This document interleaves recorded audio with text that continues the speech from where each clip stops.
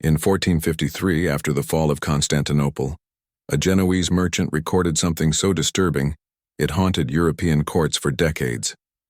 He witnessed Ottoman soldiers systematically tearing the wives of fallen Byzantine warriors away from their children. But death was not their fate. What followed was a calculated program of psychological destruction the Ottomans had refined for centuries. These women endured horrors so severe that many historians avoided documenting them in detail until recently. The merchant's name was Giacomo Tadaldi, and his testimony remains one of the most detailed Western accounts of Ottoman conquest practices. Yet Tadaldi wasn't the only one to expose these atrocities. Diplomatic reports, survivor accounts, and even Ottoman records confirm a chilling system for dealing with the families of the defeated. The empire wasn't just conquering cities, it was conquering bloodlines. When a city fell, Ottoman commanders followed strict protocols for every type of captive. Male warriors were often executed or enslaved, but their wives faced something far more deliberate. They were not simply war spoils. They were used as tools in a campaign of psychological warfare designed to prevent rebellion and terrify surrounding kingdoms. What happened to them was planned, systematic, and intended to maximize suffering. It began immediately after conquest with what Ottoman records describe as family dissolution.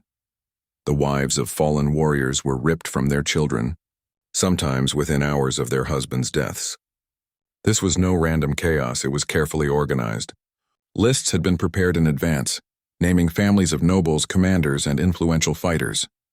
These women were prime targets for psychological destruction. Children under 10 were absorbed into the Devshirme system, trained to become Muslim soldiers and administrators. But their mothers were told the children had been killed, inflicting immediate and crushing trauma. The women were then taken to holding facilities, where Ottoman documents describe a process of identity erasure. They were stripped of their clothing, jewelry, and any personal objects that tied them to their past. Even their names were replaced with numbers or common Turkish names. And this was only the beginning. The true campaign was designed to annihilate their sense of self and turn them into living warnings of Ottoman power. What followed was called systematic demoralization, a step-by-step strategy to shatter resistance. First came forced conversion ceremonies staged to humiliate. The women were required to renounce Christianity publicly and swear loyalty to the Sultan. Refusal meant starvation. Compliance meant being branded as traitors to their dead husbands. The second stage aimed at destroying their maternal instincts. They were forced to care for Ottoman children while being told that their own were dead. Some were even made to nurse the babies of the very soldiers who had killed their husbands. But the cruelest tactic was the false hope system. Officials would periodically tell these women that their children were alive and could be returned if they agreed to degrading tasks or provided intelligence on resistance networks. Each time the women complied, only to be told their children had died long ago or that they needed to endure just one more task. Survivors later said this cycle of hope and despair was worse than physical torture. The third stage involved forced marriages to Ottoman soldiers or officials, but these were no marriages. They were instruments of psychological warfare. Women were forced to wed the very men who had conquered their cities, sometimes even the killers of their husbands. Ottoman documents confirm this was intentional. Officials believed living under the same roof as their enemies would break their spirit entirely. These unions came with rules designed to deepen the torment. The women had to cook traditional recipes from their homeland, served to the very men who had destroyed their families. They had to maintain Ottoman households while enduring constant reminders of what they had lost. Many bore children from these unions, creating unbearable inner conflict. They loved their new children but knew they symbolized the erasure of their past lives. Any outward sign of grief for their dead husbands was punished. They had to smile to appear grateful, while silently carrying unbearable loss. This destruction was not meant to end with them. Ottoman records show it was designed to poison entire generations, serving as a lasting warning. One infamous case is of a woman recorded only as martyr of Trebizond. When the city fell in 1461, her husband, a Byzantine commander, was killed on the walls. She was told her 3 children had been executed, though in truth they were taken into the Devshirme. She was forced to marry an Ottoman janissary named Met, who had personally helped kill her husband. For 15 years she was required to cook Byzantine dishes at his dinner parties, where Ottoman officers mocked the weakness of her culture. The most heartbreaking detail came from a letter she hid in her home, discovered during renovations in 1987. She wrote, "I dream of my children's faces every night, but I can no longer remember their voices. Me tells me I should be grateful for my new life, and I smile and agree, but inside I die a little more each day. I have borne him 2 sons, and I love them, but they will never know their mother was once free." Her children, Ali and Osman, grew up loyal Ottomans but carried hidden scars. Records show Ali became a janissary but often sat for hours staring at Byzantine ruins, overcome with melancholy. Osman later wrote, "My mother would sometimes weep while cooking, but when I asked why, she would smile and say she was happy. I knew she was lying, but I could never understand what made her so sad."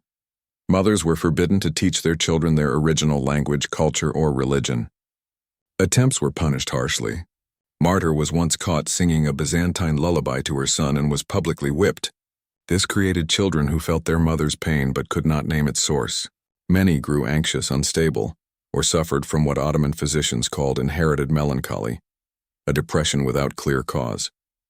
Another chilling case is that of Elena of Mora, recorded by a Venetian merchant. Elena's husband was executed on the orders of an Ottoman administrator, whom she was later forced to marry. She was required to manage the very building where her husband had been tortured to death. Over time, Ottoman medical records show she descended into madness. She began speaking to empty rooms, convinced her dead husband was still alive and working there. At dinner, she would set a place for him and grow agitated when told he would not return. Rather than treating Elena's breakdown, Ottoman officials used her as a lesson for other captive women. Newly conquered wives were paraded before her, told that this was the fate of anyone who refused to accept their new reality. Some women soon developed what Ottoman physicians called melancholy madness, what we now recognize as severe depression and PTSD. They would sit in silence for hours, refuse food, or speak to people who weren't there. Records describe women rocking back and forth while humming songs from their homeland, or scrubbing the same floor endlessly while whispering prayers in their native tongue. The most heartbreaking evidence comes not from the officials, but from the women themselves. Hidden letters uncovered in excavations reveal mothers writing to children they would never see again, desperately preserving the truth for future generations. One such letter, discovered inside a house wall in former Ottoman territory, reads, "To my daughter Maria, if God wills that you still live. I was told you died when the city fell, but I choose to believe you escaped. I write this so that if we meet in heaven you will know that your mother never stopped loving you, never stopped being your mother, even when they forced me to become someone else. They can change my name and my clothes and my husband, but they cannot change my heart." What makes this injustice even more disturbing is the sheer scale and the bureaucratic precision with which it was carried out. Records show this system of psychological destruction stretched across 3 continents for more than 400 years, carefully documented in state archives. Conservative estimates put the number of affected women at over 100,000, but newly uncovered documents suggest it was far higher. A 2018 analysis of Ottoman tax records revealed references to converted households, pointing to the large-scale processing of entire families. The pattern was always the same: separation, identity erasure, forced conversion, psychological manipulation, and forced marriage. The Ottomans refined these methods campaign by campaign, perfecting the process to maximize suffering. The most chilling discoveries come from training manuals found in Istanbul's Ottoman state archives. Written for provincial administrators, these guides laid out step-by-step instructions. A manual dated 1521 even included a section titled, "Methods for Ensuring Complete Submission of Enemy Wives." It specified that maternal bonds must be broken immediately and completely. Women were to be told their children were dead for 6 months before being shown otherwise, because this timing produced the deepest despair, followed by desperate gratitude. Governors were required to send quarterly reports to Constantinople, tracking the success rates of various psychological methods.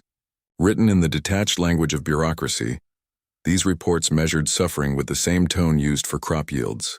A 1594 report from the governor of Wallachia boasted that new maternal separation protocols had led to a 40% increase in compliance among noble wives. One line coldly noted that false death notifications worked best on mothers of boys aged 5 to 10. Success wasn't measured by survival. It was defined as the moment a woman willingly participated in Ottoman culture without showing grief for her past life. In effect, the empire was conducting psychological research centuries before the term existed. They tracked which women resisted longest and adjusted their techniques accordingly. Noble women were handled differently than peasant wives, and mothers of many children differently than childless women. One particularly disturbing file, uncovered in 2019, detailed the effects of different separation methods. It observed that women allowed to say goodbye to their children clung to hope and resisted longer, while those separated suddenly broke more quickly. The system was devastatingly effective. Few organized uprisings ever came from these regions. Fear had done the work of armies. What's even more horrifying is how this program spread throughout the empire. Provincial governors frequently requested experts in noble captive management. In one letter from 1517, the governor of Egypt asked for assistance with processing Mamluk commanders' wives. The response promised to send a specialist who had already handled over 200 Byzantine noble families. This was not wartime chaos or isolated cruelty. It was state-sponsored, psychological warfare, run with the same efficiency as tax collection or military supply lines. The system endured for more than 400 years, shaping the lives of hundreds of thousands of women and embedding trauma across generations.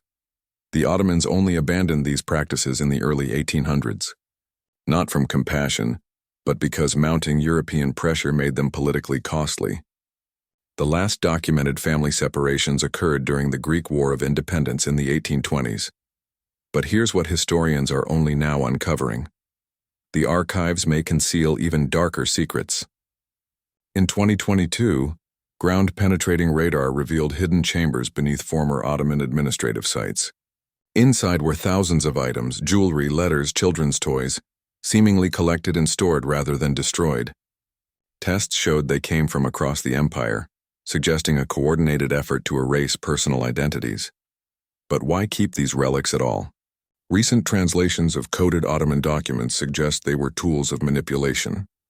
Women might be shown their children's toys years later, at the exact moment other methods had failed, to break their spirit entirely. And this raises the most disturbing question of all. If the Ottomans deliberately hid evidence of psychological warfare beyond what was already documented, what other state-run programs of human destruction remain buried in archives, still waiting to reveal how far empires have gone to crush the human spirit?